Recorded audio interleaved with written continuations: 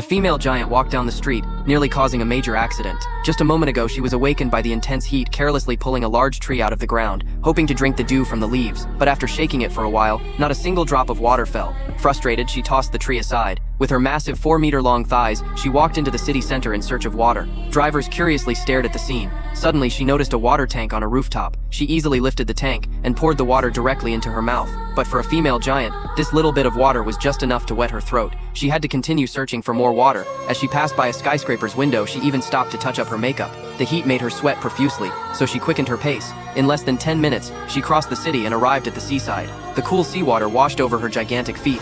She began splashing water playfully like a child. Suddenly, the camera started pulling back. It turned out this was all just a movie, playing on a huge screen in a plaza. Did you think it was over? No. A girl who had just watched the movie was about to leave. When she saw her boyfriend fooling around with another woman in the car, her anger exploded at that moment. A strong gust of wind suddenly blew across the screen. The fierce wind swept across the entire plaza. The next second, panic spread. The crowd screamed and scattered in all directions. The female giant really walked out of the screen. She bent down, picked up a car from the ground, casually shook it, ignoring the frantic screams of the people inside. She suddenly slammed the car onto the sidewalk, and the car was instantly crushed. The girl stood there in shock, but the female giant only smiled at her. Then nothing happened. She returned to the screen, back to her own world. I support the righteous female giant. What about you?